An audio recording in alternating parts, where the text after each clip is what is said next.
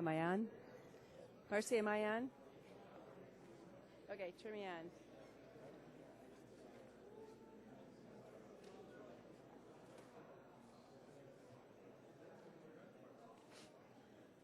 Okay. Okay, welcome everybody to our meeting tonight. And I will call the meeting to order. And we'll have a roll call by the city clerk. The record will reflect that all members are present.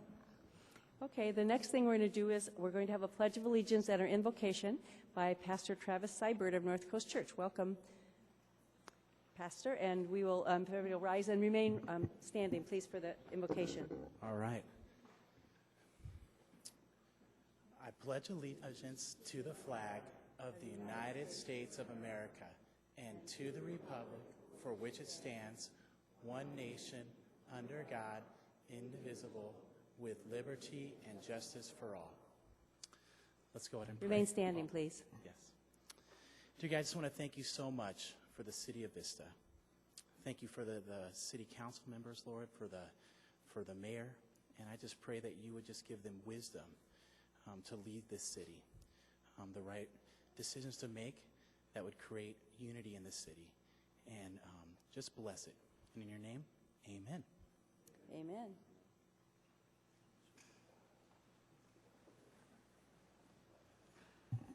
Thank you, Travis.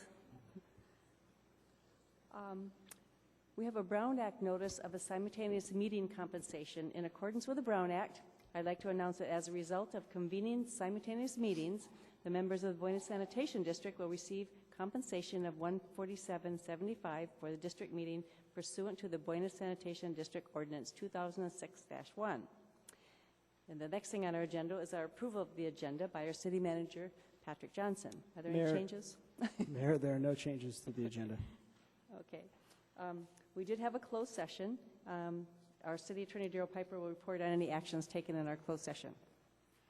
Thank you, Mayor. The council met in closed session for labor negotiations. Item CS1 on today's closed session agenda. No actions were taken that are required to be reported. Thank you. And we have a lot of presentations tonight. So I'm going to ask my council to come down. I guess I will take all of them with me here. Do this. And we'll ask, I'll come down and we'll do them down there.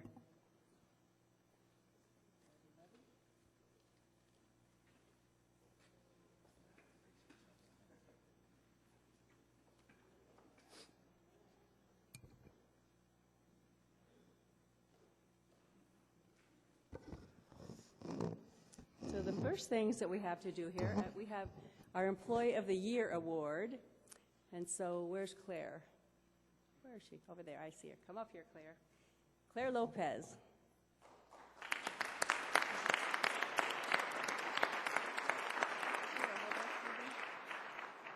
Okay, I'm going to read your proclamation. Come up here and stand with us, okay?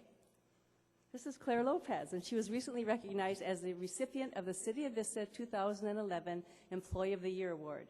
Whereas Claire was hired in June 2007 as an office specialist in the City Clerk's Department, and in June 2009 she transferred to finance as an account clerk. In July 2011, she was promoted to the position of records technician in the City Clerk's Department. And as a finance department employee, in addition to her account clerk duties, Claire would fill in at the business license counter and regularly help out with the accounts payables. Even now, while working in the city clerk's office, Claire continues to help out in the finance department.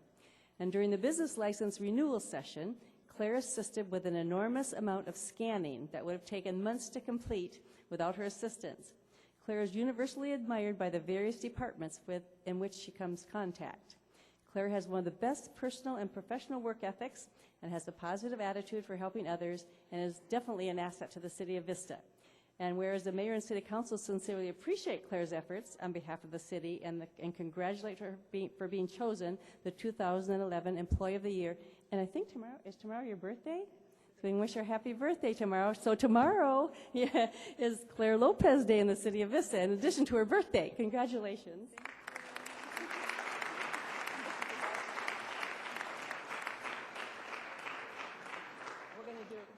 I'm going to do a photo opportunity. Okay. Oh, microphone down. Okay, good.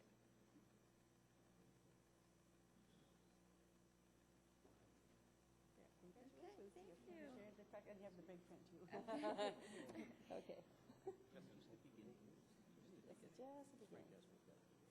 No, we have a bunch here. Okay, and the next one is Patsy Chow. Where's Patsy? Patsy is this, yay.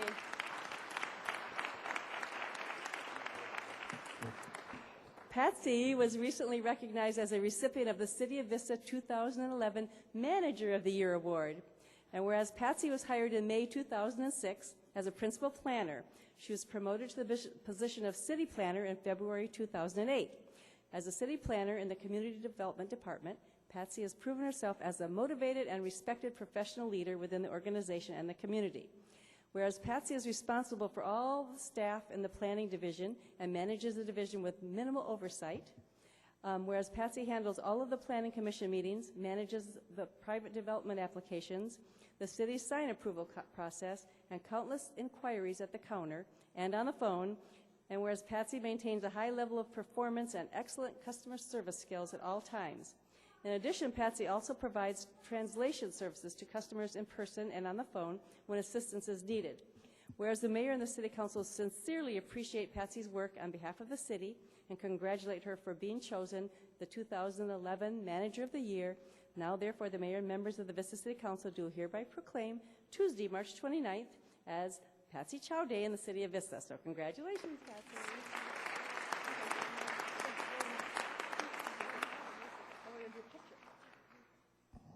Photo opportunity.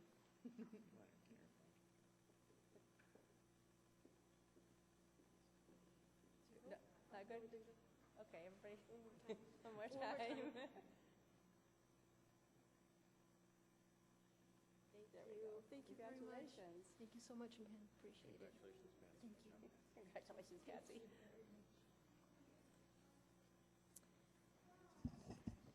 And one last one from the city here. Where's Keith Gemmel? Is Keith here? I didn't see him. Oh, there he is. Okay, come on up.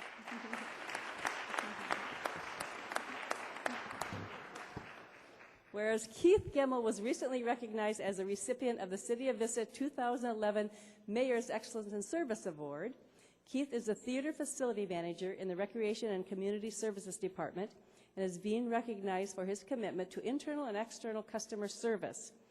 Keith started the Vistix Assistant Supervisor in December 2005 and later became the Assistant Theater Technical Coordinator. In August 2009, Keith was promoted to his current position of Theater Facility Manager. Keith is a primary contact for rental events at the Moonlight Theater and the Playhouse. Here, Daddy. He is responsible for working hand in hand with renters on the booking and execution of their events. Additionally, he is responsible for generating new rental business for the theaters. And whereas Keith does both jobs with superior professionalism, with his eye on providing excellent customer service, clients continually return to the City of Vista because of his great service. Clients also regularly refer potential renters to the city because of the excellent relationships Keith has developed and maintained. Whereas it is because of Keith's efforts that the rental revenues have exceeded estimates for this point in the year. This does not happen without excellent customer service. So whereas the mayor and city council sincerely appreciate Keith's work on behalf of the city and congratulate him for being chosen as the 2011 recipient of the Mayor's Excellence in Service Award, now therefore, the mayor and members of the Vista City Council do hereby proclaim Friday, March 30th as Keith Gemmel Day in the city of Vista. Congratulations, Keith.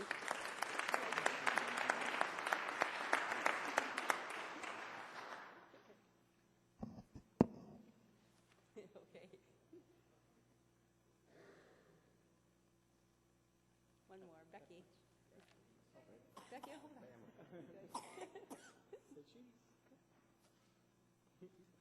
There's your proclamation there. This is his proud mother out here taking pictures. Becky. He's so cute. Bye-bye. Okay. This next one is also very special. It's Jay and Ann Parker. Come on up here. I'll start reading this. Jay and Ann Parker are being honored today for their volunteer service within the community of Vista and working for the San Diego County Sheriff's Department and the City of Vista, giving thousands of cumulative hours of service. These two are amazing. Jay and Ann were Sheriff's Department senior volunteer patrol members for 14 and 16 years, respectively. Ann was one of the founding members of the Senior Volunteer Patrol, originating in February 1994, and was instrumental in developing the initial operating procedures and processes for the group. Jay became a member in 1996, recruiting many new members and establishing techniques still in use today. During this time, Ann worked more than 11,000 hours, and Jay worked more than 8,600 hours. Whereas as senior volunteer patrol members, each was a member of the Color Guard and served as a patrol leader. Both Jay and Ann participated in nearly all emergency callouts and received a sheriff's commendation for their extended hours of service during a triple fatality accident in Vista. Jay and Ann worked very well together as a team. In fact, after having met and served together, these dedicated volunteers decided to permanently become a team when they married in 2009. And Jay and Ann participated in the City of Vista's Citizens Leadership Academy twice. They actively advocated for the program and recruited other civic-minded individuals to attend. And whereas having lived in Vista for 55 years, Ann demonstrated a passion for neighborhood advocacy, serving as a block captain of the Neighborhood Watch, and by working with city staff on a frequent and regular basis. Whereas Jay lived in Vista as a child, moved away with his family, and eventually became a member of the United States Marine Corps. He served in the military for 32 years through World War II and the Korean War, retiring as a sergeant major. He traveled around the world and returned to the city of Vista to live during his retirement years, where he has shared himself with the community for 62 years.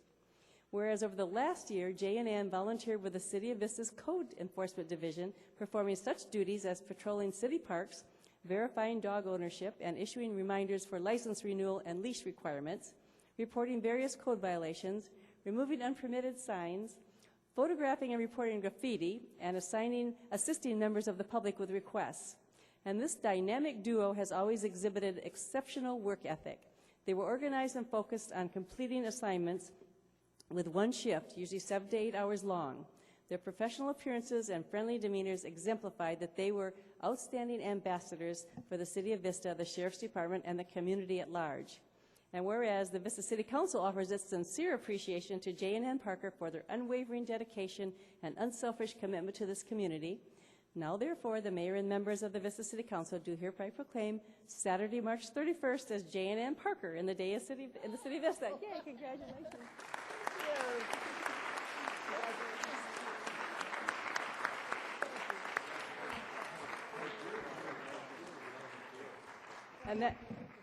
And what is the day you're going to go on a cruise? They just told me they're going on a cruise. When do you leave for your cruise? When do you leave for your cruise? Thursday. Oh, they're leaving. You're not. Are you? They're not going to be. Are you not going to be here for your day? No, we leave the 29th. Oh, okay. We'll still celebrate it.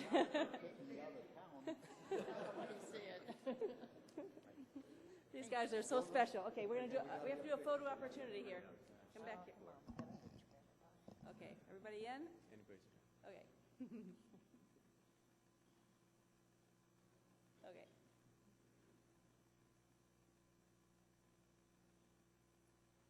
Good. Congratulations. Thank you very much. A wonderful trip.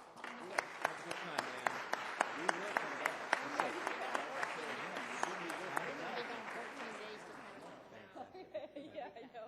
Here, Yeah, just keep yourself out of trouble down there. one more. We have one more. Kelly Matthews. Where's Kelly? Over there. That's right. I remember you sat over there.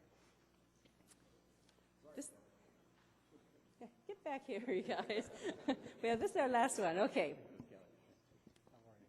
Thanks, Kelly. Thanks. Okay. Whereas the federal and state fair housing laws prohibit discrimination based on race, color, religion, national origin, age, sex, sexual preference, family status, disability, or source of income, and whereas the City of Vista receives Federal Community Development Block Grant, CDBG funds, as an entitlement community and is required to engage in fair housing planning, and whereas the City of Vista affirmatively furthers fair housing by providing fair housing services and information to residents as part of the fair housing program adopted by the City Council, and whereas the federal government has designated the month of April as Fair Housing Month, during which interested parties from the public and private sectors will participate in a nationwide effort to provide education about fair housing laws and to promote fair housing practices. Therefore, the mayor and the members of the Vista City Council do hereby proclaim the month of April 2012 as Fair Housing Month in the city of Vista. So congratulations, Kelly's going to accept that. And you have something to say? Kelly's going to have something to say here. Housing discrimination can still happen today to any one of us sitting here in this room. It means that our job is not done yet. This year we celebrate the 44th anniversary of the Fair Housing Act, an act which provided us with good rights to fair and equal access to housing. It's been a pleasure to work with city staff and with the council these past many years, providing these services to the city of Vista, and we move on in the coming year and look forward to another year of service. Thank you.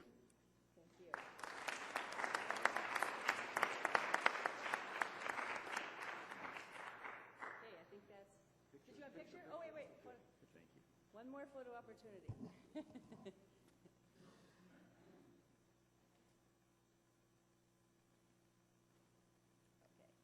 thank you.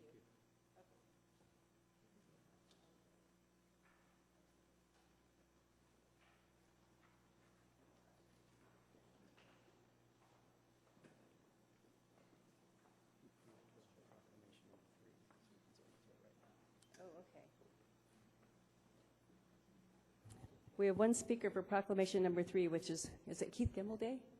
It's for, Alejandro Sanchez.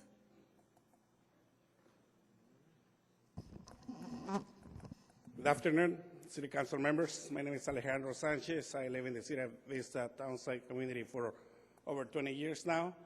I just wanted to talk about the proclamation that I just heard. I was in shock when I heard that the city of Vista faithfully providing fair housing services and information to residents as part of their fair housing program adopted by you guys. I don't know, I found it extraordinarily interesting because I haven't seen anything like that. I think you fail miserably to provide fair housing for our community. I think you're not providing education about housing laws or to promote fair housing practices. I think you fail miserably on these issues. So therefore, I'm not happy about this proclamation. Thank you. Thank you. The next thing on our calendar is our consent calendar, which is several items all taken together, considered by one vote without discussion, unless one of the council or the public would like to pull one of the items for discussion. And so today it's C1 through C12, and Councilman Lopez had something. Yes. Mr. Alejandro, if you would get more involved in this community with things like the housing, you would understand that the city does get involved and does a lot in this community. We have all kinds of programs here. Get involved, sir.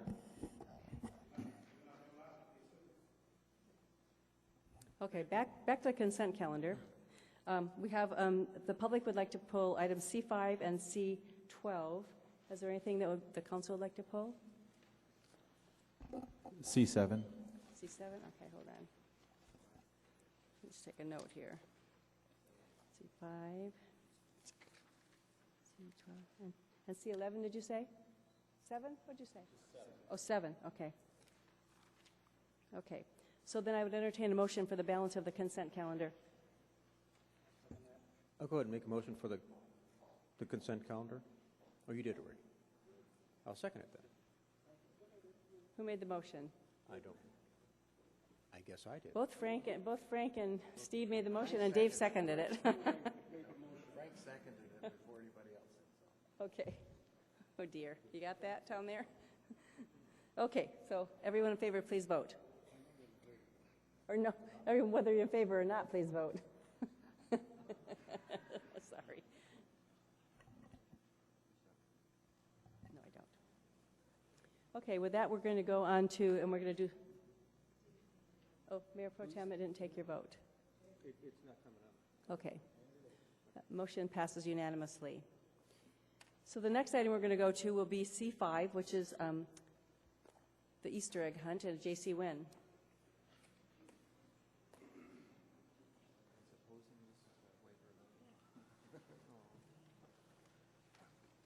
Hello, everybody, council and chamber, and council members and mayor and staff.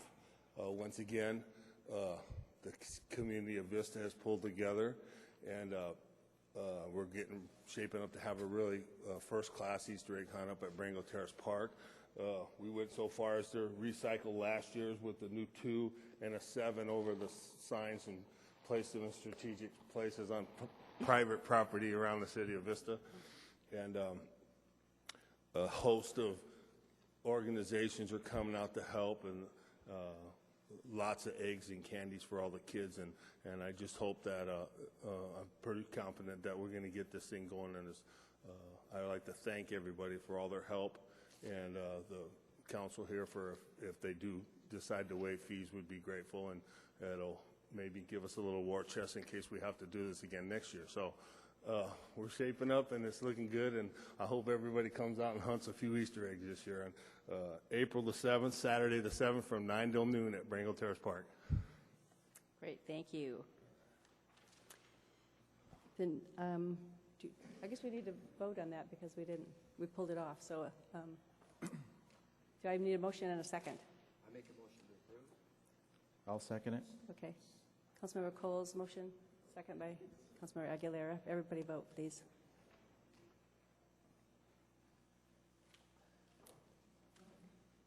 Councilmember Coles, your vote didn't take. Motion passes unanimously. The next item that was pulled is our engineering and traffic survey on Olive Avenue C7. So would you like a report? You want a report? Sure. Okay. Quick one. Brief report. Brief, yeah, that's fine. Thank you, Mayor. With me is Sam Hassanen, our traffic engineer, and he'll give a report on this. We do have a PowerPoint. Should we pull that up? Yes.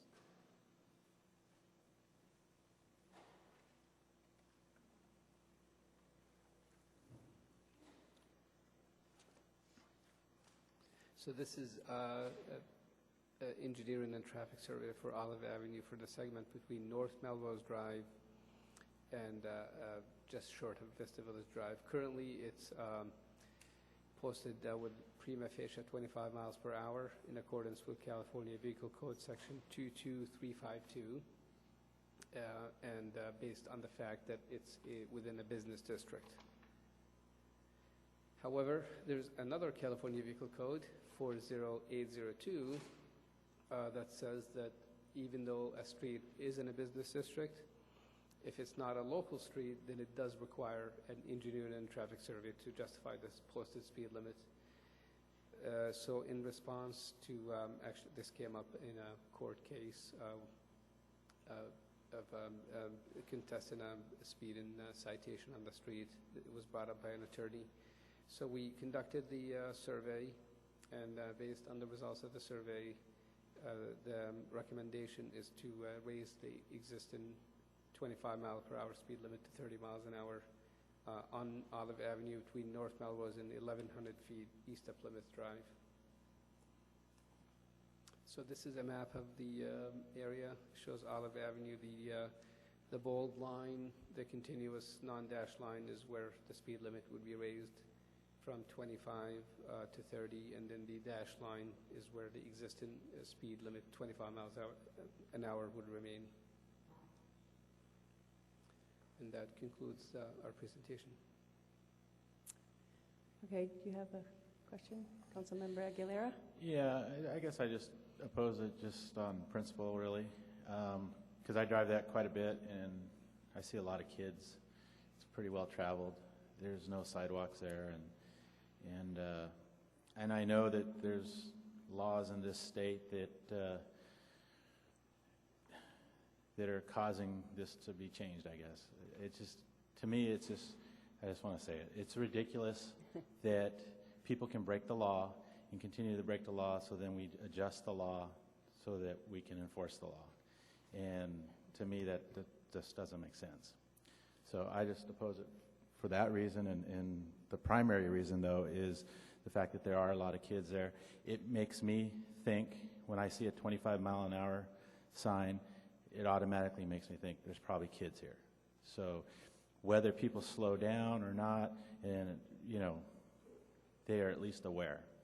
And I know for myself, you know, it just makes me think about it. So that's all.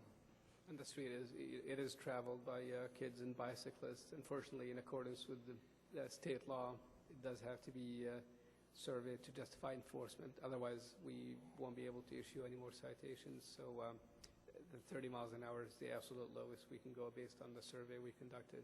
Right. And so the law is basically, what is it, 85% or something? Yeah, we conduct a radar survey of the actual speeds on the street, and then we plot the values basically, and it's the 85th percentile speed, which is 85% of drivers are traveling at or below that speed, and it has to be set within 5 miles an hour of that speed. So in this case, it was 37. 37. So we actually went to 35 in accordance with the law, and then the law also allows a further 5 mile an hour reduction. And we did use the pedestrian and bicyclist safety, as a matter of fact, to be able to lower it to 30. So that's, you know, as close as we could get to the existing speed limit of the 25. Okay. Thank you. Councilmember Lopez? Thank you, Mayor Ritter. I was out there today, and there was a bunch of kids out there today and walking. There's so much going on in that area. I think it is good that 25. And, you know, you have a stop there. You have the buses going through there. There's so much going on there. I think it's a real good idea. Thank you. So if I understand it, if we do nothing, we can't enforce the speed limit at all. They can go 50 if they want to. So when we did the study, we have to go by, the state says that we have to do that, right? Correct, yes. So we don't really have a choice. We went through this on Shadowridge, over in Shadowridge a few years ago. It sounds like a couple of years, but it was probably 10. I can't remember. Time flies. About 4 years ago. But I do remember going through this before, and I agree with you. It doesn't make any sense, not common sense, but that's what the state says. So, okay, so Councilmember Coles. Sorry, I was just going to reiterate what you said. Whether we like it or not, we need to be able to enforce some level of speed there. So I will vote for this. Crazy as it is. Okay. So I guess, are we all set then to vote? I'll make a motion to approve. Second. We have a motion and a second. Please cast your votes. However distastefully.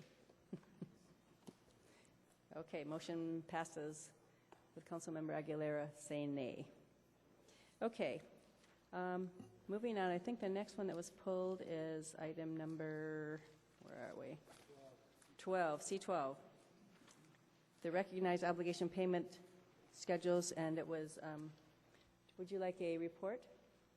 Everyone, hello? Do you want a quick report on it, or you just want to hear the speaker? We've heard a lot of this. No report? Yeah. Okay, we've heard it before, so Chuck Rabel?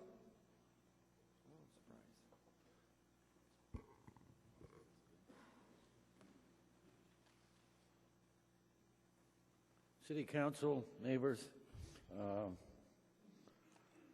this report contains, to my knowledge, the first time the administration cost associated with dissolution. And we're talking $13.5 million, which I assume is between now and 2038, when this dissolution needs to complete. I'm just wondering whether or not all these line items in this document are really necessary. And is the staffing going to continue as it is for the next, until 2038? I don't understand why we need maintenance and improvements. Anyway, it'll work its way out once we find out what's going on, that's all. I won't be here in 2038. Can guarantee it. Thank you. Do you want to answer that? Absolutely. So for some clarification, the administrative costs are a little less than $800,000 for the year. The line item that you're referring to, Mr. Rabel, regarding maintenance was for the properties that we currently own and maintain. So we have maintenance on those properties that we have to do. It says maintenance and improvements. And that's for the properties that we currently own via the successor agency. Okay. I'll let it be. We'll be back on this, I'm sure. I'm sure. Thank you, Mr. Rabel. I make a motion to adopt this item. I'll second it. Second? Okay. Please cast your votes.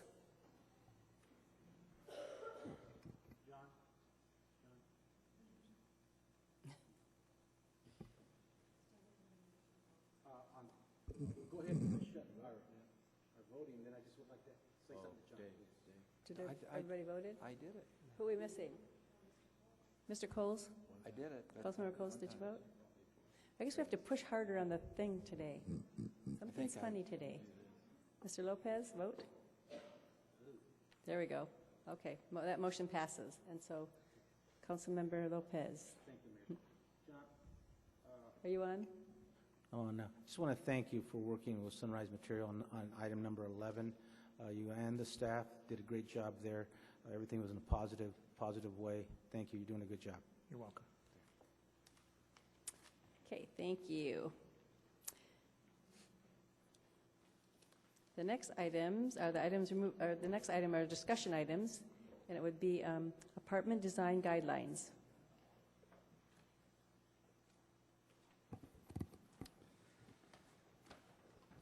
Thank you, Mayor and Council. John Conley, Community Development Director. I wanted to get before you this afternoon to talk about apartment design guidelines, apartment issues.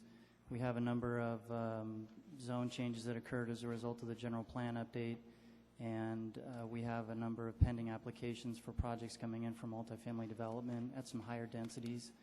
And I've heard a number of concerns from the council and from the community over the past several months about that issue.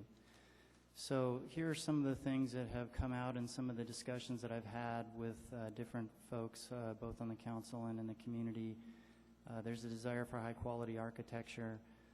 There's a consideration for condominium maps to be processed with projects to allow for conversion later.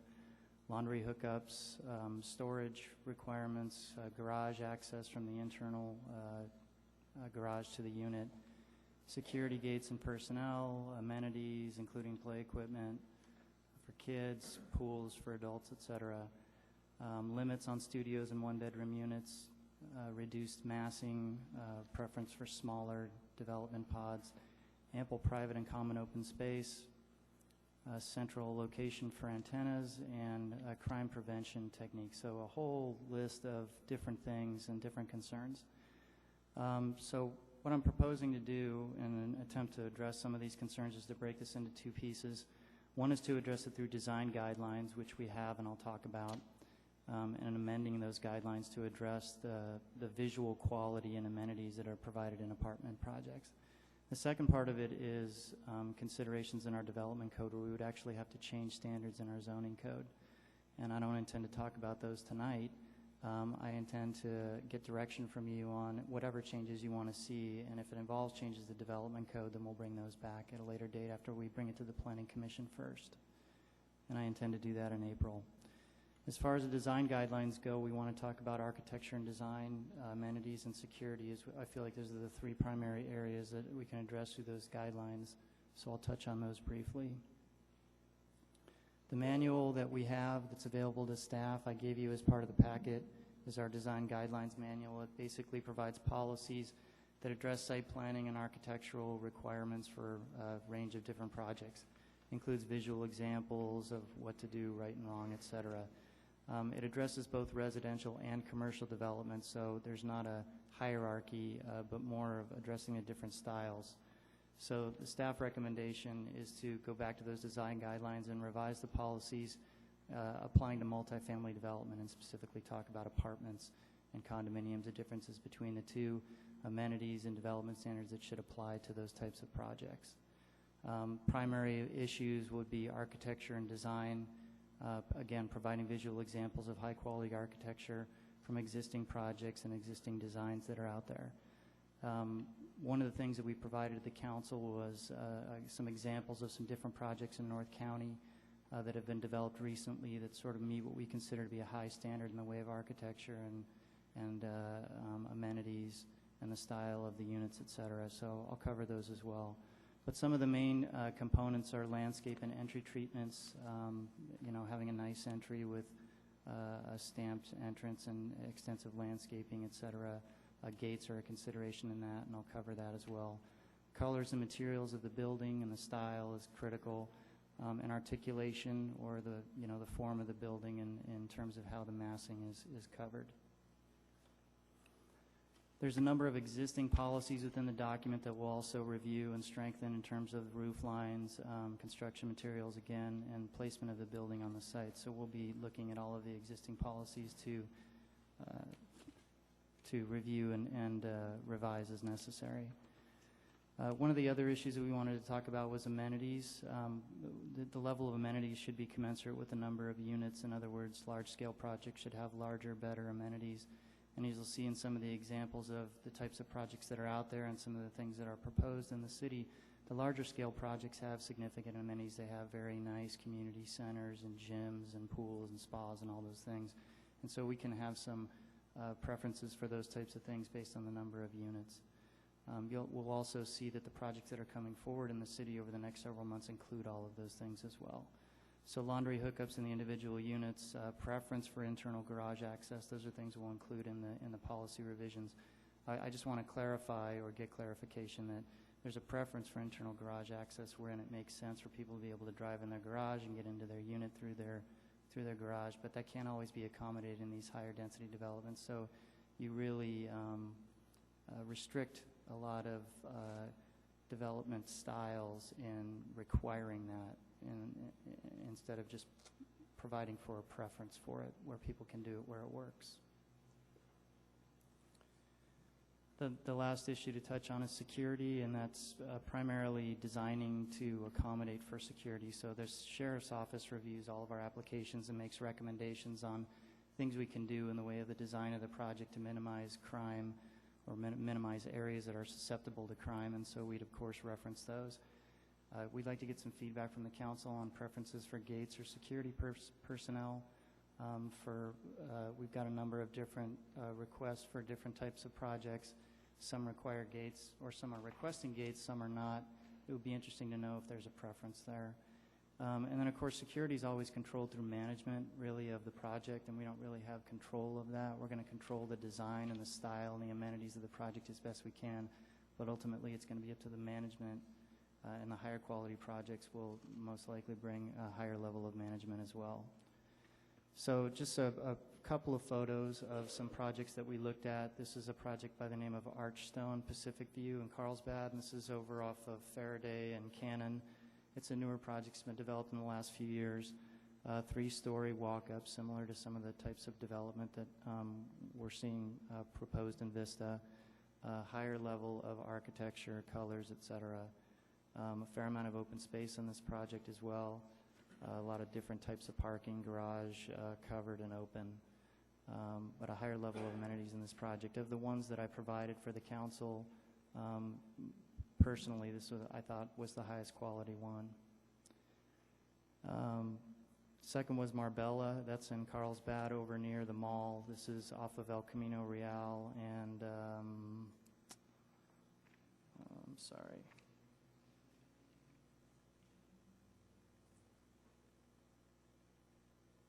Marin Road. Anyway, it's a walk-up project again, good architectural details, nice cleaner look, again, higher level of amenities. This is a Prominence Apartments in San Marcos. This is directly adjacent to CSU San Marcos. A much higher number of units than what we would typically see in Vista. This is a much larger scale project, but again, 3-story, higher quality architecture, a lot of articulation in the buildings, large grand open space. And then the final one is Camden Creek in San Marcos. This building style is an exact, almost replica of one of the building styles that's proposed on a project that'll be coming forward to Vista, which is sort of a wraparound multi-unit building with an interior courtyard. Allows both garage parking and open parking. So in summary, the staff's requesting some direction tonight. I shared with you some of the things that we're looking on revising. If there are specific things that the council would like to see happen, I'd like to hear that this evening and make sure that that's addressed either through the design guidelines or the changes to the development code that we'll be bringing back at a later date. Finally, I wanted to touch on the condominium map requirement. That was something that I brought up earlier on. There was a comment about the potential for requiring a condo map with an apartment project. There, I think, is some perspective that a condominium map would require the developer to build a higher level of project in terms of nicer amenities, nicer units, maybe nicer interior design, those kinds of things, because it's a condo unit that someone's going to buy versus what they're going to rent. And I don't know that that's necessarily the case. I think that through our design guidelines and our development code standards, we can still get high-quality apartment projects without requiring a condominium map. It really just adds cost and time for the developer and makes it more difficult for them to develop their project. So it's up to the council to decide. I just wanted to provide that input on that issue. So that completes the staff presentation, and I'm available for any questions. Thank you. Mayor Pro Tem Gronke. John, it's about time. I believe this discussion started a long time ago in the Planning Commission when they were talking about some commercial properties that they were looking at, and this just built into this idea that we can build better in Vista and we should build better in Vista. And so thank you for all your efforts.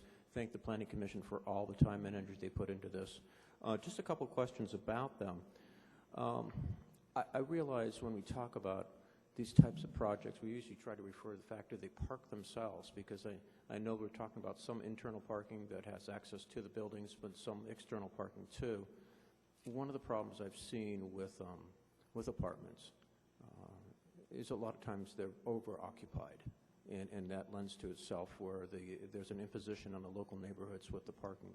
Are these going to be controlled in some way through the managers to make sure that they're not over-occupied? That's pretty difficult to do.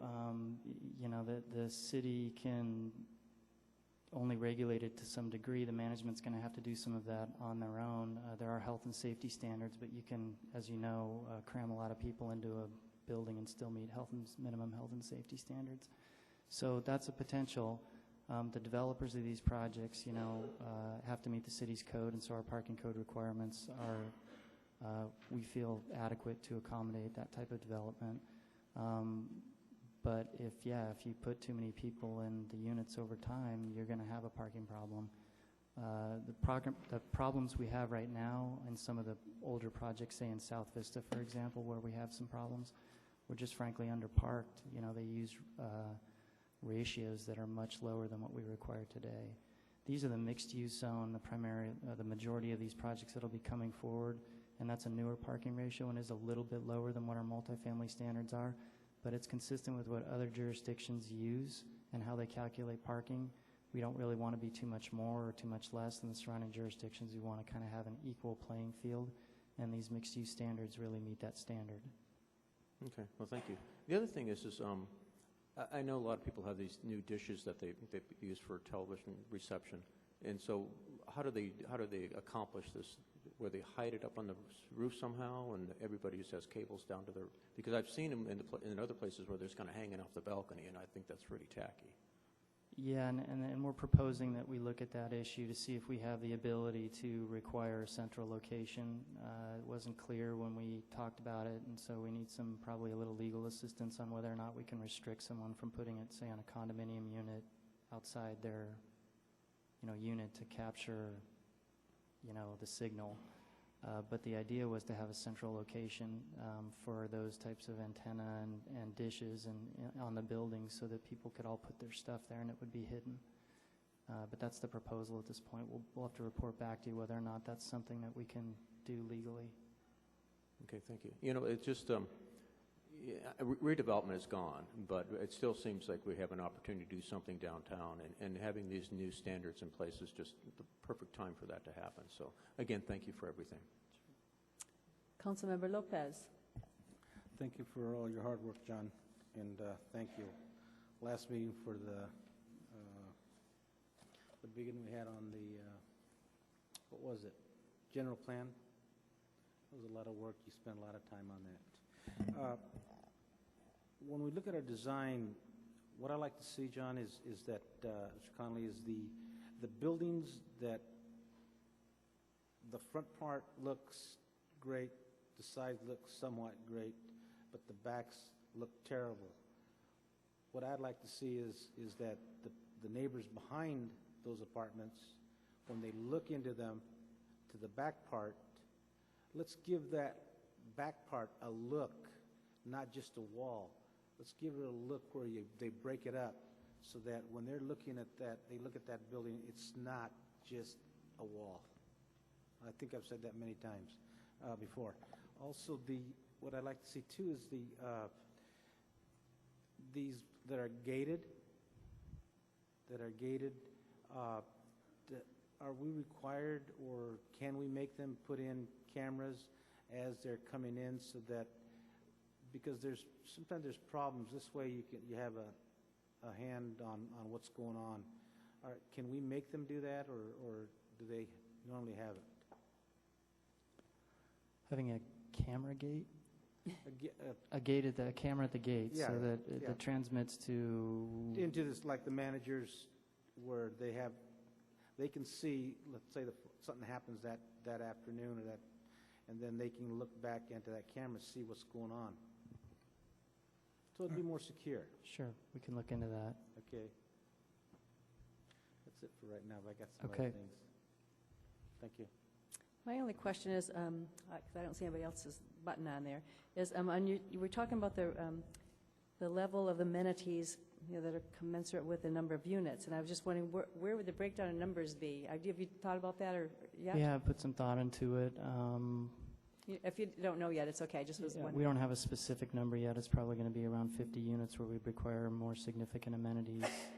But the majority of projects that are being processed right now are over that number, and they're proposing significant amenities, so it hasn't come up as quite an issue yet. But yeah, we have to have a cutoff between what we there'd be- consider to be a small project and a larger project. Or maybe even maybe if it's up to 25 units, you have to do some little thing or nothing. Yeah, and then and that may be a maybe there's sliding scale. Levels, sliding scale, yeah. That was what I was wondering. And then we also, and this is always my thing, parking is always my issue, and also the CC&Rs, to be sure that they don't have mattresses and clothing out on their balconies. That would be, I don't have a problem with a grill and a table or something, or chair, but I don't want to see a bunch of I've been to places where they have like all their toys and bikes and everything out on the balconies, so I would like to see that. Huh? Yeah, drying their clothes. Yeah. So I'd like to make sure that CC&R is somewhere that's in there. That's one of my things. So, anybody else? If not, I guess do you have enough direction, or is there things you need more direction Yeah, no, on? I just wanted to make sure that I hit everybody's specific concerns, so I appreciate that. Thank you. I just got one thing to say. Okay. Yeah, Councilmember I Aguilera. think everybody's kind of chimed in over the last several weeks, and you've done a great job in addressing, I think, all my concerns. I've never been a big fan of apartments here in Vista, but I think looking back, I feel that we just didn't have those kinds of standards probably in place, and the same kind of standards, and I think that's the problem. And I've mentioned this before, that we really can't stop growth. It's going to happen. So apartments are part of that. Right now, I know in the investment world, that is probably one of the biggest housing areas is apartments. So we can't prevent developers from wanting to develop their apartments, but we can manage what they develop here. And I think some of the ideas that our council members have mentioned are good things. Just keep it clean, make it look good. And I think the security is something that I'm interested in. I like gated communities, particularly for apartments. I think it helps the people that live there and the managers in keeping them secure and keeping people out that they don't need to have. So thank you. Councilmember Coles. Yeah. Again, I appreciate yours and your staff's endeavor to look at all these guidelines and present it in a fashion that we can really appreciate it. I think in the past, Vista undersold itself as a place that can attract high-end apartment users, people who are willing to pay for the kind of amenities that are in our guidelines here, and I think these guidelines will help us attract young professionals and people who we welcome into our city. So thank you. And I will make a motion to approve this item if we need you just need guidance. No, we just need guidance, so thank you very much. We have Councilmember or Mayor Pro Tem Gronke wanted to had another word. Just a quick comment. I was driving down the Coast Highway the other day through Oceanside, and I saw pastels again. Thank you for no pastels. I appreciate that.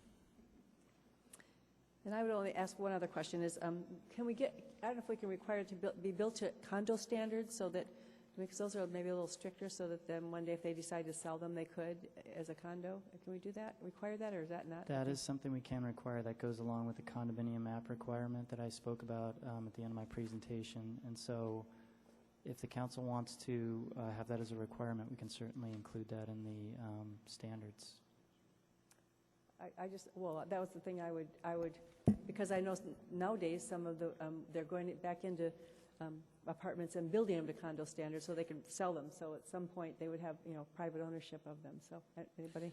Yeah, I just think he mentioned that it makes it very expensive and somewhat undesirable. And I think the problem that we're going to run into is that we're competing with other cities to bring those same developers in. And if we're making that requirement, we may be chasing business away.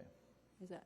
It's possible. I mean, it's one more hoop to jump through. I don't know that a developer would walk away from a project, if we required it. But it's just, like you said, it's one more requirement. As long as we keep the standards up, we're going to and that's really accomplish the what we want intent of what we're trying to accomplish is a high standard of development. Really, the major difference, primarily in the building code, is you have to have separate hookups and meters for a purchased unit for your utilities. But beyond that, there's not too much difference. There isn't too much difference on that? Okay.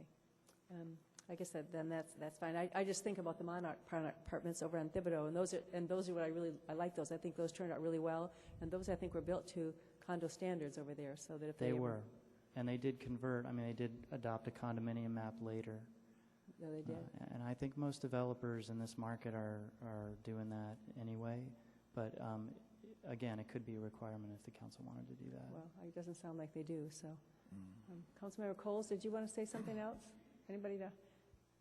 Did you have your button on still? No?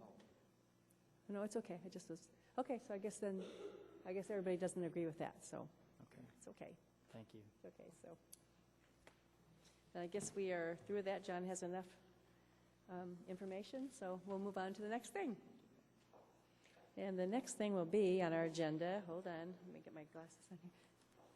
We're going into our public hearings, and the first public hearing will be the Central Vista Business Improvement District. Frank, are you?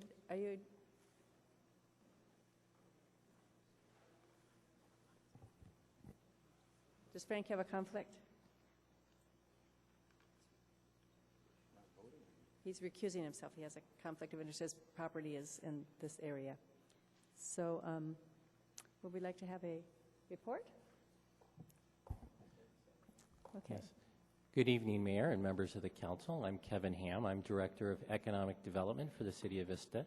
And with me is Rachel Beld, our Economic Development Specialist. A very short report. And she'll be giving a very short report. Rachel, thanks. Good evening, Mayor and members of the City Council. On February 28th, 2012, the City Council approved the Central Vista Business Improvement District CVBID Annual Report for fiscal year 2012-13 and adopted a resolution declaring the city's intent to levy assessments for the CVBID. By law, the public hearing has been properly noticed and scheduled for consideration of the proposed assessments, which represent no fee increase or boundary changes for the upcoming fiscal year. At the public hearing, the City Council will consider all protests against the assessments. If protests from business owners within the district who pay more than 50% or more of the proposed assessments are received, then no further proceedings for the levy of assessments will be taken for 1 year. If no majority protest exists, the levy of the proposed assessments may be approved through the adoption of resolution of confirmation, which is Exhibit 1. And this concludes my report. Staff and the CVBID Advisory Board Chair are available to answer any of your questions. Thank you. And if Chris Cohen is just, are you still here, Chris? Where's Chris? You know what? After we get through this, then we'll let you speak. I apologize. It was in a pile with other ones, and I apologize. Okay. So, questions, anyone? No questions. I don't have any. I don't see any. Yeah. I opened the public hearing, and do I have any speakers for this? If I don't have any speakers, then I would recommend closing the public hearing and a motion.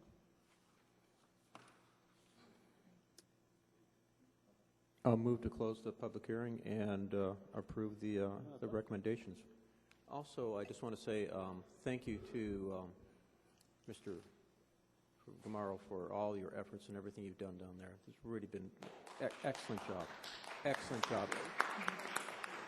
You have turned that organization around. I really appreciate it. You don't have a speaker slip, so you'd have to turn the speaker slip in. Oh, really? For a public? I didn't know that. For this issue, yes. Okay, so Councilmember Aguilera? Yeah, I'll second it. Yes. Okay. Is there anything to say? Yeah, I'd like to congratulate Gamaro and the VVBA. I think we've seen a lot of improvements down there, and I know I was one of the most probably vocal people up here. Not working against you, but wanted to make sure that this worked out for the city, and I think you guys have done a great job. Your events, I've really appreciated them, and it sounds like the setup that we have currently is working out well, so I'm glad to hear that. Okay, so we close the public hearing. I have a motion and a second. So we're ready to cast our votes. Is it not a public hearing going on? The public hearing is closed on this issue. There's no speaker slips. You don't have to. Yes. When it's a public hearing. Yes, you do. Really? Yes. You're kidding me. Okay, so I'd like to have Chris Cowan, and he wanted to speak on the apartment design guidelines, so we'd like to hear from him. And I apologize for I didn't. Oh, we didn't vote at the public hearing. I'm sorry. Everybody, please vote. Did you all vote?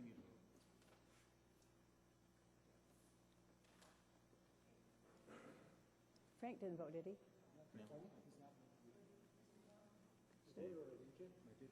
You did vote. What? Vote again. Vote. Touch the yes thing. It's good. No. Okay. Oh, mine didn't come through either. You just shut it on. It shows them as blinking. Press it once. Press it once. That's it. That's good. Yeah, we can start again. This is very tricky tonight. Can I change my vote? Are we ready? Okay, everybody vote. Press the, well, I can't say the yes. Press the word. Ah, there it goes. Motion passes. Okay, Chris. Good evening, Council. Thank you for pausing for a minute to let me speak. My name is Chris Cowan. I'm a development manager with Avalon Bay Communities. We are in the process of putting together an application for a development at 455 South Melrose, the corner of Breeze Hill and Melrose. And I just wanted to comment on the design guidelines that John is proposing, more specifically on the design standards that he's going to work on putting together for April.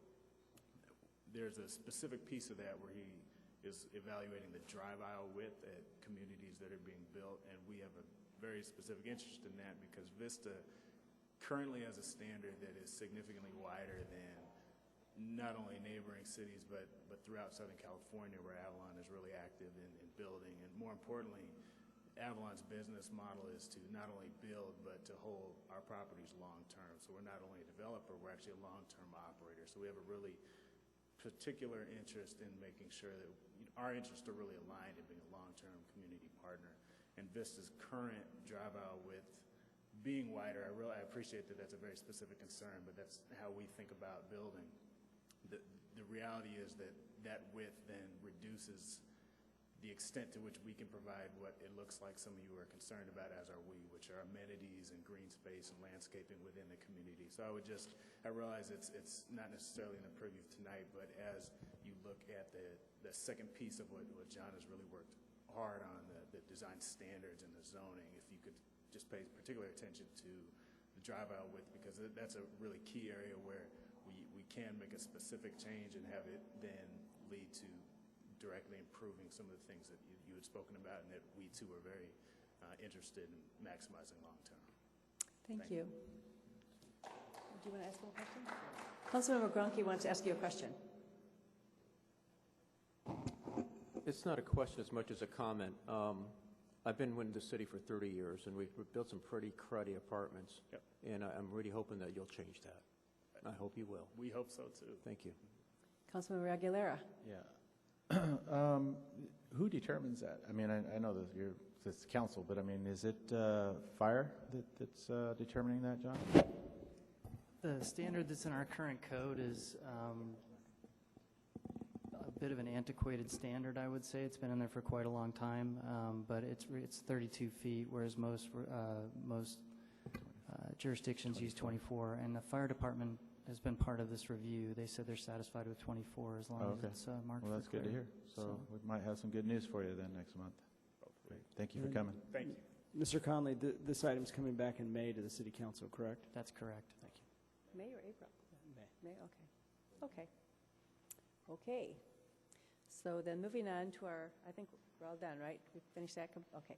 So we're moving on to our second public hearing. And so I would open the public hearing, and it's the 2012-2013 Community Development Block Grant Annual Action Plan and revised 2011-12 Annual Action Plan.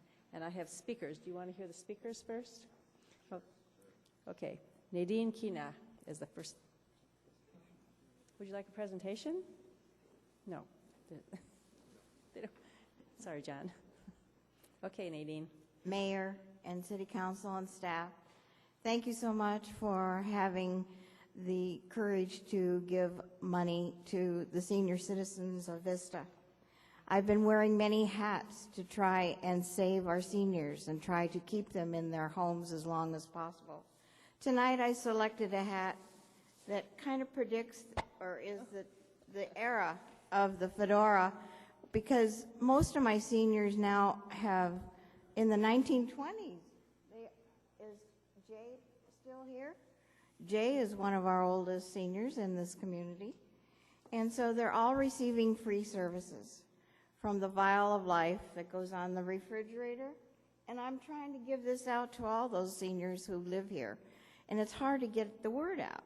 But I'm trying to, by taking a care caravan around to different senior venues, including the Vista Library coming up, where we will be having about 20 presenters telling all the services available to seniors. And so I have this past year, so far this fiscal year, I have given out 243 vials of life to the new seniors. And in my files, I have 2,565 seniors who are receiving services. Now, that really should be higher. But unfortunately, I have to take out 20 per month, because when we call them and find out that they've either moved, they've gone out to be with relatives, or they have died, and that's 20 per month. So it's rapidly growing. Our outreach hours by volunteers have reached 1,048 hours so far. I couldn't do all the parts of the program without all my volunteers. On the average month, I have about 12 dedicated people who are helping me in the office, or they're installing smoke detectors, and I might say that the fire department and the Burn Institute are my partners. And I was just delivered a whole bunch of lithium batteries that will provide 10 years of service in the smoke detectors and the carbon monoxide. And that's because the Burn Institute received a grant.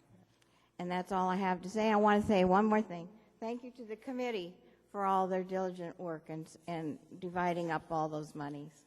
Thanks, Nadine. Okay, our next speaker is Cheryl Crawford.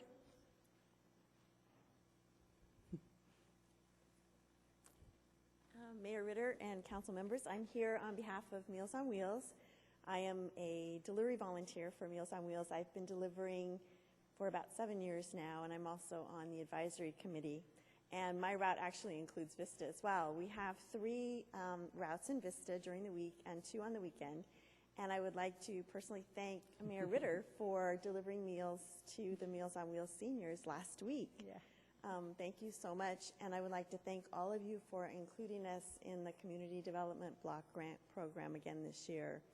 The seniors so appreciate the home delivery meal service. We've been doing a lot of changes with menus, broadening the menus, offering more choices for them so that they can stay in their homes. We bring food for their pets as well with a partnership that we have with Helen Woodward called Anna Meals, because we found that in the past a lot of the seniors were sharing their meals with their pets because they couldn't get out and purchase dog food or cat food. So now we have the ability to bring food for their animals as well. So I would just like to say thank you so much for including us again. On behalf of the seniors, we really appreciate it. Thank you. Our next speaker is Lisa, and I can't read this. Is it Dumat?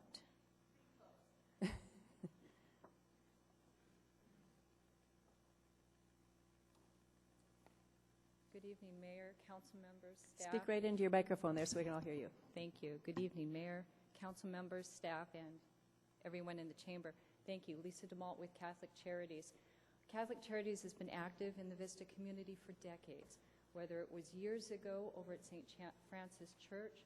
Later, we transitioned into the St. Francis Center, and for several years, we've been working with the diocese under the umbrella of Catholic Charities. We have a pantry not too far up the street, a food pantry, where we do more than just help people who need to have food. We are also extremely active with the County Health and Human Service Agency. We work very long hours to try and get as many people who are qualified to participate in CalFresh food stamps into that program and to stay on the program. It can be a very cumbersome process, whether it's literacy problems, cultural differences. Not everybody understands some of the finer things that have to be done to remain on the program, and it can be as simple as spending 5 or 10 minutes with somebody and helping them sign a paper to retain their benefits so they can continue to have good nutrition. We work very closely with all of the food banks, the one in North County, Feeding America San Diego, and the Jacobs and Cushman San Diego Food Bank, to develop nutrition policies and to try and get other mobile food pantries up into the North County. We are also part of a task force that's developing a food policy for the North County.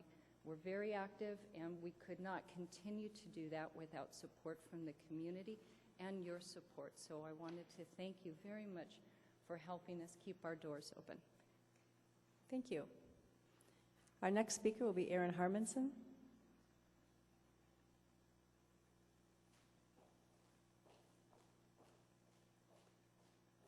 Good evening, council members. My name is Erin Harmanson. I'm with Casa de Amparo in Oceanside. I'd just like to thank you on behalf of the organization for your continued support of our food program, which provides nutritious meals and snacks for at-risk children and current and former foster youth that are in our residential programs. Beginning next month, our residential services will be relocating to our new campus in the Twin Oaks Valley area after 15 years of planning and the development process. The Casa Kids campus will include raised plot gardens and an orchard for health, nutrition, and outdoor engaging activities for our foster youth. So thank you so much. Thank you. Donald Stump.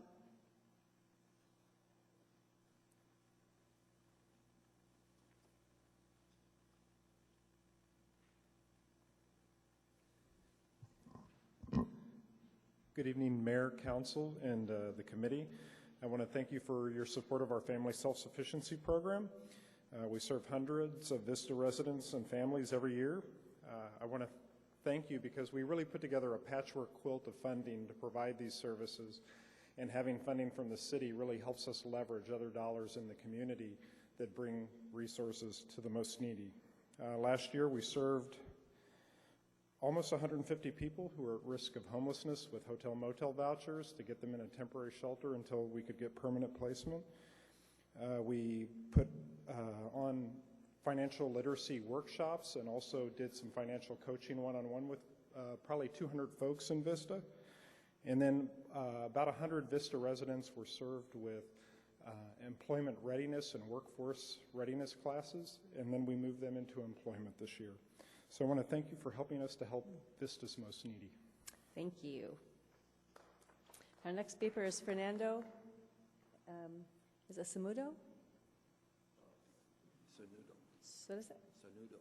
Sanudo? Fernando. Sorry. That's okay. I should have that by now, shouldn't I? Good evening, Mayor and members of the City Council. I'm here today because I want to thank you for your continued support of the mission of Vista Community Clinic. As you may already know, we just celebrated our 40th year anniversary, and we are proud to say that we've provided care for approximately 57,000 patients in about 214 patient visits. The CDBG dollars will allow us to continue to provide health care for 63% of our uninsured and underinsured patients that walk through our doors on a daily basis. Unfortunately, as this population continues to increase, but yet the dollars to treat them seem to be decreasing. As the governor attempts to balance the budget at the state level, we have recently learned that the dollars that we get from the state to subsidize the costs and the expenses for the uninsured population is no longer there. And at risk is also the dollars that we receive from the County Office of Health and Human Services. So for this reason, your continued financial support through the CDBG dollars is truly appreciated. So thank you. Thank you, Fernando. Our next speaker is Chris Duval.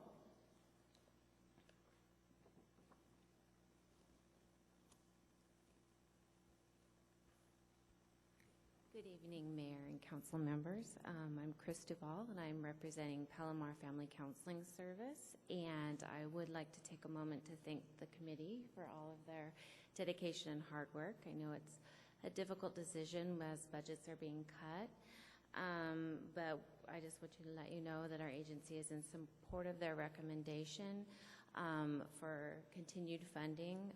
We provide mental health services for at-risk children and families, and without your support, these families would not otherwise get services. So I just want to thank you for your continued support, and we're investing in future council members. Thank you. Thank you. Our last speaker is Chuck Rabel.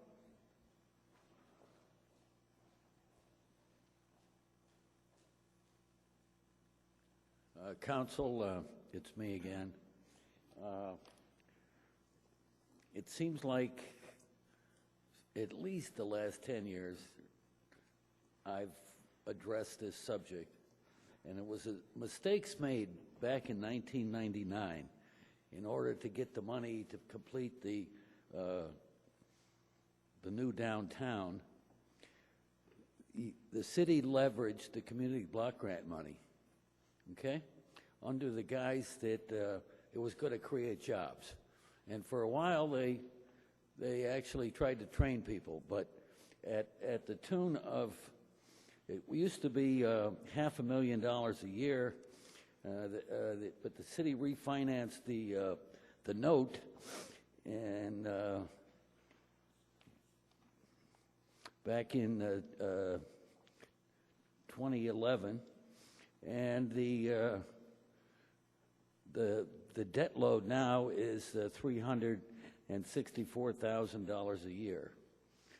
It says, the paper says it's going to be paid off by 2018. Now, when you take the next 5 years of that note, payment, we're talking about $1.8 million, and that's real money. And when you go to the back of the report, page 286, and do the math, when you take the $365,000 for the note repayment and $182,000 for overhead administration, you end up with 45% of the total of $1.2 million is already spent. And we're cheating the nonprofits here in town, and we have been for a long time.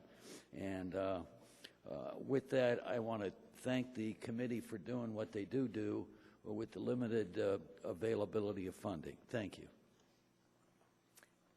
I would also like to thank the committee. We have, and maybe I could have you stand up. Lenore Averill, I see you out there. Gary, it's Gary Caribou, is he here? And let's see, June Esguerra, and Jack Croft, and Kenneth Metcalf. Kenneth here? Thank you.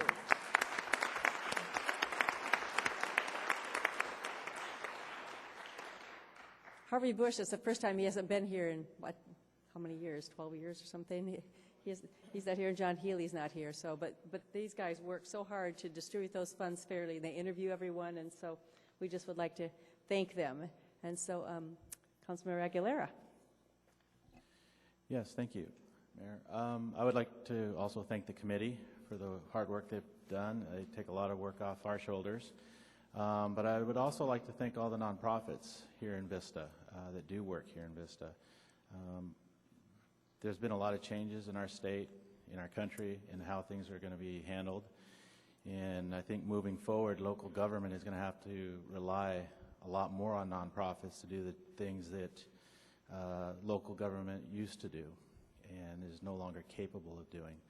So I hope that moving forward, the public and as well as the City of Vista would recognize that the nonprofits are something that's very important to our city in helping our children, our seniors, those that can't help themselves, and just thankful that they're here. Thank you. Councilmember Lopez. Thank you, Mayor Ritter. I agree with you there on all your points there, Mr. Aguilera. But I'd just like to say that the 45% that you were talking about, Mr. Rabel, that was done way before my time, and we need to pay the bill. So there's where we're at with that. Thank you. Thank you. Councilmember Coles. Just another word of thanks to all of you folks who volunteer or coordinate volunteers to do what you do, because you leverage the few dollars that we give you into so much more to serve our community, and you do it in a way that really enhances the appearance, the livability, and the things that have made Vista what it is. So thanks again for your hard work, and for the volunteers that help read these applications and assign the dollars. Thank you for your hard work. Mayor Pro Tem Grunke. I just want to thank the commission. It's a tough job. There's just so many good efforts out there. There's so many needs out there right now. And for you to make that selection and come up with those results, it's just really heartfelt, that you've done a great job in that selection process, because I know there's just as many out there that didn't get any this time. And I hope maybe they'll continue to come forward and continue to try to get the funding that they need to survive, because everybody needs so much more now than ever before. Thank you. Thank you. With that, if I have no more speakers, I would entertain a motion to close the public hearing and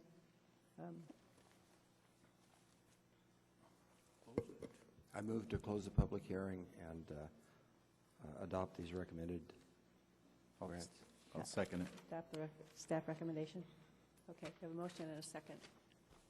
Please cast your votes. That motion passes unanimously. Thank you. We have one public hearing left, and that will be public hearing number 3. I open the public hearing. It's fair housing removal of impediments. And would you like a report? Everyone, a report?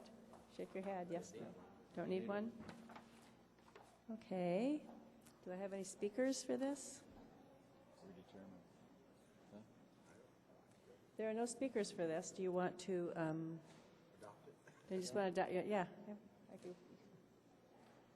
Yeah, I entertain a motion to close the public hearing and adopt. I'll move to close a public hearing and approve the fair housing removal of impediments recommendation. Do I have a second? Second. Okay. Cast your votes, please.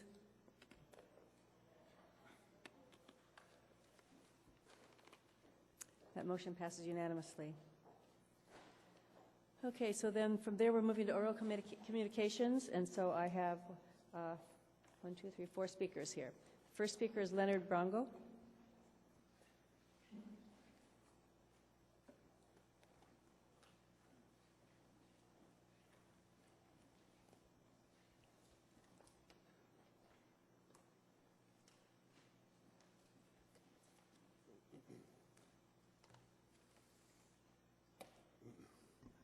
Good evening, Mayor and council members. My name is Leonard Brongo, and I recently applied for a construction management position here in the city. And when I read the application and the qualifications, I thought this was exactly what I did. This was a glove fit position for me. I completed the application and added my resume and letter of recommendation and hand-delivered it to the HR department. I was so excited, I called the HR department every week asking if they selected people for the interview. All I wanted was the opportunity to talk with the people that were doing the interview and hope that they would see that I had the experience and qualifications necessary for the position. After several weeks, I spoke with the HR department, and they've informed me that I was not selected for the interview. I thought, how could that be? I went back to the job position and read the qualifications again. The construction manager will oversee all stages of the construction of major capital projects, including staffing, budgeting, policymaking, and strategic planning. The supplemental question stated, describe your experience with managing construction and underground utility pipelines. I've been performing these duties for the last 25 years. I've learned the underground business as a teenager and started my own underground company in 1987. If the HR department concluded, based on my application and resume, that I wasn't qualified for an interview, who are you looking for? I've completed million-dollar projects. I've installed miles of water mains, sewer mains, storm drains, and underground utilities. I've managed at least 45 employees, trained them, hired, and disciplined employees. I developed estimating programs, safety manuals, created budgets, negotiated contracts. I even assist cities in creating budgetary estimates for their requested proposals. I know the underground business better than most people. Cities and other companies consult with me in problem solving and solutions. I understand there were probably hundreds of applications, but as a business owner, I reviewed applications and resumes. Some of them were very impressive, but my selection process began with the people that had the experience. And then I would interview them. To be competitive in the construction industry, you needed experienced people, but it was also important that they were a team player. Only by interviewing them, I was able to understand their experience and knowledge in the industry. With the city reducing their full-time schedule and cutting back to save money, who better than a person with the knowledge and the skill and the experience? Over the years, I've worked for a lot of different municipalities, contractors, and government agencies. Mr. Brongo, can you wrap up? We have a red light going on. Yes. I've been basically what I would like to say is I would like the council to reconsider my application for an interview. That's a personnel issue. I don't know. Yeah, we don't comment on personnel issues in this forum, but we can have somebody contact you tomorrow if you'd like. Thank you. Okay, thank you. Our next speaker is Steve Vanderscaff.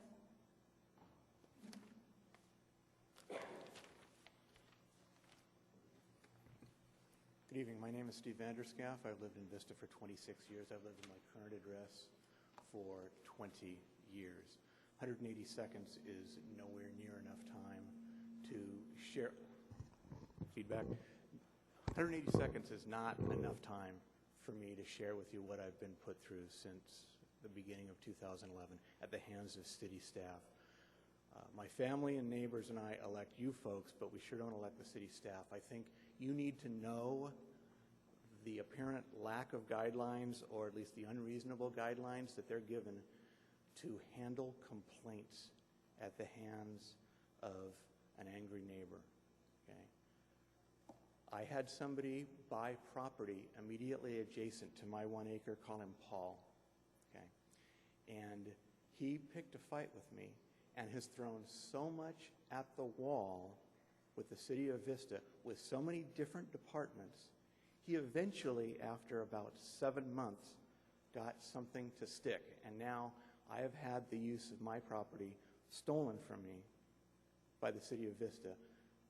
The use of the property that I've been doing for 20 years, my property, and again, 180 seconds is nowhere near enough to explain this, but I've written you a letter. I've written the city manager a letter, and I've copied all 5 of you on the letter, and I'd like very much for you to read it, because you have an opportunity to avoid litigation, because that's, I'm afraid, where I don't think I've ever gotten the letter. It was very recently delivered, so it might have even come across yesterday. Oh. But at issue is the fact that I occupy a full acre of land, but half acre is one assessor parcel that I own. The other half acre is a leased piece of property. I use them collectively, and on the half acre that I lease, there is a garage that predates the incorporation of the city. But really a garage, if you listen to Mr. Connolly, this has gone through, I mean, dozens and dozens of complaints, gone through code enforcement and such. It eventually worked its way up to Mr. Connolly, who's been very polite and businesslike while he steals from me the use of my property that I've been doing for 2 decades, and the property owner back before the incorporation of the city. At issue is accessory structures and accessory uses, and whether they have to follow. It gets very complex. But Well, we'll read your letter, Elvis, and we'll we'll get back to you. And okay. But we can't comment today. I understand, and I understand this is not the forum for you to comment, but please read it, because I've had 100 hours of my life stolen working with the city and disposing of and repositioning personal belongings at the hands of somebody.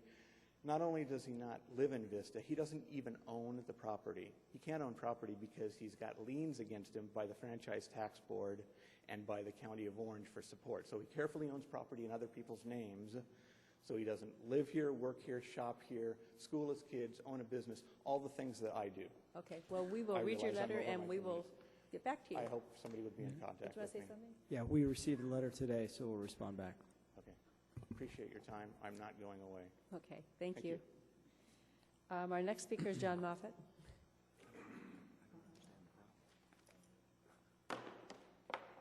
Mayor Ritter, honorable council members and staff. My name's John Moffett. I've been just a Vista resident for about 9 years now, but I'm on the Vista Townsite Community Partnership Board. And 9 months ago, the last time I had the pleasure of speaking to you, we were in the process of getting a divorce after 22 years of city affiliation. And this is on a positive note, I've come to thank you for the help that you've given us and the help that you're continuing to give us. We have had a great deal of luck. Our new executive director in training, Matias Cardoso, Gumaro Escarciga hired him. And of course, we camped in BBBA's office for 4 or 5 months, and then we got our own property just a block away in the Chins shopping center. And Matias is doing an excellent job. He should be called executive director by now, but he's not. And we got a new chairwoman, Jedediah, and she's got a strong spine, and we've got some really good people working. And I just wanted to thank you and invite you. I left a copy of our latest brochure showing what we do and a stakeholder registration, and would like to invite the city to sponsor us as a corporate sponsor, which is $500. It's a little cheaper than it used to cost when we were $200,000 a year payroll. But you're invited. Of course, that's your decision to make.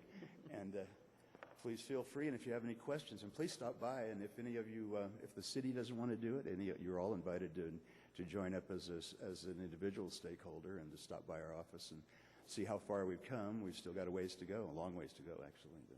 But thank you very much for the help you've given us. Thank you for what you're doing. We appreciate you. Oh, Councilmember Gronke? Yeah, I have been to a couple of your events, and I you have. can see that you're really trying to pull things together again, and I really appreciate everything you've done, because for the most part, that organization almost had dissolved, and it sounds like it might be a little resurrection coming on here, which is a great thing. So thank you so much. Thank you, John. Alejandro Sanchez? You have 3 minutes, okay? I'll make it short. Good evening, City Council members. This is the Carachures family. As you know, probably volunteer in our city of Vista for over 20 years in different capacities, still serving in my community very proudly. In this particular case, I assisted this couple and many of the 2D and plus tenants of these apartments located in the city of Vista.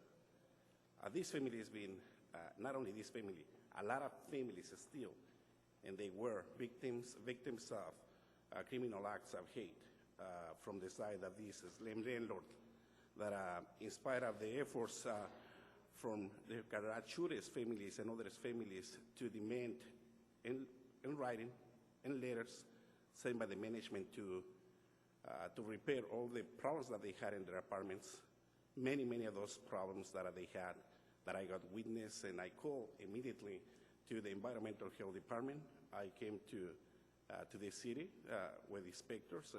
I've been talking to different government agencies all over the country about these cases that, in my opinion, I never seen a case like this in my whole life. I mean, you see cockroaches, still cockroaches, like families and families from every single one of the apartments. Rats, you see them in every single one of the apartments.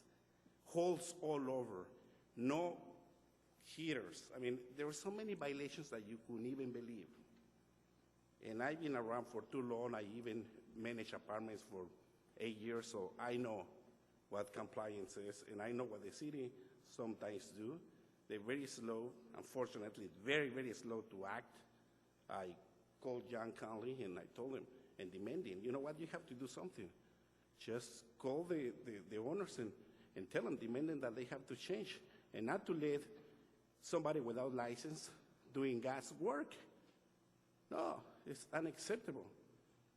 Yet, the big problem that we have right now is that the Carachures family is suffering as a result of these acts of these individuals. I mean, they got 5 kids. Imagine you kids, if you got kids. Imagine you kids exposing to the rest of so many diseases that are rats and cockroaches, mold. I mean, it's horrendous. I visit some of those tenants, and they're ready to go and sue. They got a lawsuit right now, the Carachures family, but I'm encouraged every single one of the tenants to have a class action against these criminals, and I hope that the city investigated deeply into this issue. I'm willing to call all the media, newspapers, have an interview tomorrow, so this is a time for change. We cannot let these slum landlords to get away from this. Please, if you're trying to help this family, do so. I believe that our city has some money, somewhere $500,000 somewhere right there that I read in the newspaper. There's $500,000 right there. So maybe we can help this family with some parts, I don't know. You have to find a way, because they're asking you tonight as government officials for help. And I hope that you consider these children, that they could be you children. By the way, Mr. Lopez, I proudly still volunteering for my community. Thank you. Thank you, Mr. Sanchez. Okay, J.C. Wynn.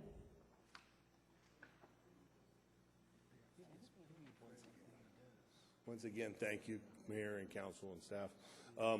I just have a couple positive things to say. First of all, on behalf of my wife and myself, we would just love to thank the Lord that Beaubeer Drive is getting resurfaced. And I don't know if we have a community bulletin board, but we have a beautiful colored donated flyer about the Easter egg hunt. So I don't know if the city hall here has a community bulletin board. Maybe we can post it up for people who comes to City Hall can see about the Easter egg hunt. And one other thing is I like to just tell everybody that if the lotto gods so do bless me tonight with this big lotto that's coming up, I bought a couple tickets for on the way here, that I'm positive that I'll be here to help almost all these causes that I listen to tonight, because I'm a very generous guy. I hope you win it too, JC. And I stopped at Slicks on the way up, and I got a couple, and we'll see what happens. I'll let you know tomorrow. And then finally... I forgot to buy a ticket. It might be too late. There's a cutoff. And finally, I listen to all those people and volunteering, and it just warms my heart to hear of all the good things. And I don't know who said it, but I'm sure some famous person once said it, that a community is measured by the way they take care of their elders and their kids. So if we all remember that and we continue to pull together, that good things, nothing but good things can happen. And I'm 100% confident that this city of Vista right here will pull together when we need to. So thank you very much. Thank you, JC. Oh, Councilmember Bronke wants to say something. Don't leave yet. He has something to say to you. JC, we need more of you around. That's thank you for everything you've done. And could you do me a favor? Could you talk to Santa Claus for me and just ask him if he'll try to get a ride before the event so that there's no confusion on that? Could you talk to him for me, please? I think that's been taken care of from now on, I believe. That'd be wonderful. That's wonderful. Enjoy the Easter. Thank you. Okay, so with that, that's the end of our oral communications. So we will go to reports. Maybe I'll start with our attorney and see if he has a report tonight. Well, I believe the council is aware that we did shut down another marijuana emporium within the city. We got a temporary restraining order and now a preliminary injunction against them. And we're moving against all of the remaining outlets, of which we're aware and of which have not gone into business today. I'd like to wish everyone a very happy Easter. Oh, thank you. Yes, our city manager, Patrick Johnson. I've got two items. The Food Network is doing something called the Cupcake Wars, and our very own Little Cupcakes on Main Street is in the finals on Sunday night at 8 p.m. So tune into the Food Network Sunday night at 8 p.m. and find out how they do in comparison to other cupcake vendors throughout the United States. And one other item, it's a sad note, but former Fire Chief Dwight Van Zanen, who was the fire chief in Vista from September 2001 to February 2004, passed away yesterday in a plane crash in South Carolina. He was the pilot of a plane, and I don't know the details on the crash, but our thoughts and prayers are with his wife Maria and his family. Yeah. So. Very sad. I think I'll start with Councilmember Lopez. Thank you. I just want to apologize to my council about me going off a little while ago. On Mr. Sanchez, but you know, I get to the point where people just come here and criticize the city all the time, and when he said that we don't do anything, he needs to be involved in this community and look at what we're doing, not criticize. I love to see the public come to these council meetings, and I one time had a conversation with our ex-city manager, Rita Gilderd, and she says, Frank, you used to come to the council many times and complain, but you also came with solutions and ideas. Come with solutions and ideas instead of being negative all the time like that. It's just not right. And so that's why I said what I did. Thank you. Councilmember Coles. Well, it's been an exciting couple of weeks, and I thank you for letting me serve on the Sandag Safety Committee. I attended the last meeting as the alternate, and I was really impressed with the level of involvement and activity that Sandag provides to our county in the area of safety. We got a report on inlets, which is a link system, a computer linking system that connects every state with data and immediate information, every justice and public safety agency is connected, and within seconds, they can find out what Councilmember Gronke did yesterday or last night, or what Aguilar here did. It's very, very good.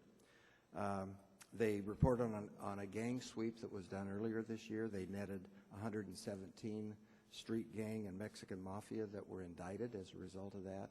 Many of them up here in North County as well. Not too many in Vista. We don't harbor those kind of people. Then the other thing that really got my attention was a report that was given to us on spice and bath salts. And I've heard a little bit about it, but in a lot of convenience stores and liquor stores or other kinds of stores, children can buy something called spice or bath salts over the counter, and they're sometimes deadly drugs, but they manufacture them in a way that they can get past the regulations and the narcotics and the FDA and sell these things with they're mislabeled, they're false labeled, and I was talking to staff to find that we have done quite a bit to look into the stores and the places in our community that have sold those things, and we've curbed it somewhat, but I just want to keep vigilance on this, because they do it around schools, and the kids come to school, and I remember when I was active in the school system, we had daily problems with kids that came to school under some kind of an influence. St. Patrick's Day event was wonderful. It kept us on our toes. It was an Irish Misty Day, and we had a good, the VVBA hosted a great event at Hennessy's. Our goal setting with Peter Stark was one of the best. I've attended a lot of goal setting meetings, strategic planning, one of the best I've ever been through, and I think it helped focus our council. I was commenting to Councilmember Lopez earlier how we as a council really do work together. We may have other differences on opinions, but when it comes to the city, we want the best for our city, and I think we generally have the same objectives and goals in mind to complete that. The other thing that was brought to my attention was the San Diego Business Magazine's article about the new Hyatt that will be opening here shortly. And this is exactly what Vista is becoming. I mean, it is a destination for high-end tourists, business, whatever. Granted, it's at the south edge of Vista, but I think that's going to move northward. And when I look at the design of our apartment complexes that are coming here, I think we have a great future of an upscale community, and I'm glad to be a part of helping to encourage that. That's all I have. That's probably the biggest report I've ever given. The longest one we've heard you make. No. Can you talk about that 15-minute thing that you went to? Oh, they were a 15-minute program? Yeah. Can you say a couple things to the public about that?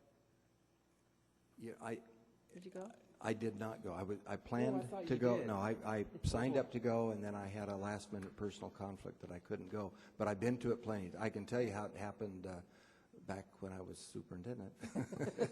It's a great program. Yeah, it is a great program. I went. Councilmember Aguilera. Yeah, kind of tough to follow that. Not much left. All I wanted to say is I enjoyed the St. Patrick's Day parade. I thought it was a well-run event. The thing at the Hennessy's was good. But I am looking forward to the Easter egg hunt, and I just want to reiterate one more thing, and that is, I mentioned about the nonprofits, but then you also have volunteers like J.C. Wynn who are stepping up where the city can't. And again, I think people like J.C. need to be recognized along with the others that volunteer in the nonprofits. So, thank you. Mayor Pro Tem Gronke. Thank you. Unfortunately, they left already, but I really wanted to acknowledge three leaders in our community, Jim Hager, Gene Cole, and ex-Mayor Morris Vance. They're all part of Operation Hope, and if you're not familiar with Operation Hope, it is an organization put together by the city and the religious community to help out those in need. And we've kind of worked with them over the years. They've been very successful. They're moving to a new location possibly, and in the process, maybe expanding their services. So I think the world of that, we just talked up here about communities working together, and if ever there's been something I've been so proud of, it's the way Operation Hope comes out and the people in the community come together and help those in need, and I think it's just a wonderful, wonderful thing. I would hate to see that thing become a full-time shelter and taken over by some kind of government agency which would just take the spirit out of it. So I wish them the best of success. As do I. I've actually gone over there and fed our church has gone over and fed them some nights. So, and I was sorry to miss the St. Patrick's Day thing. I was in Haiti for a week, and so I went on a mission trip with my church, North Coast Church, to help the children over there. And boy, when I came home, any of us can put any of our homes over there. They have no electricity, and they have thousands of tents still from the earthquake. They're still in tents living on the hillsides, and they have no electricity. They have no infrastructure, no toilets, no water. They have to go walk to a spigot in the middle of nowhere to get the water to take it back, and they eat every other day. I mean, it's just a sad state of things over there. So the best we can do is to educate them so that they can make their lives better, I think. And so it was a very interesting trip, but very gratifying to work with the kids. They have a good spirit, the kids do, and they're just like our kids here. We played with them, and that was a good day. So anyway, I was sorry to miss the St. Patrick's Day thing. So there was a great picture of Councilmember Gronke in the paper today. I don't know if you saw that or not. You need to look at that. What was he doing? It was at the Boys and Girls Club student. Oh, you were on that picture too? Student of the year, yeah. My mother called me and pointed that out to me, so I had to. Okay. Okay. Well, that, I think, unless anybody has anything, we are adjourned.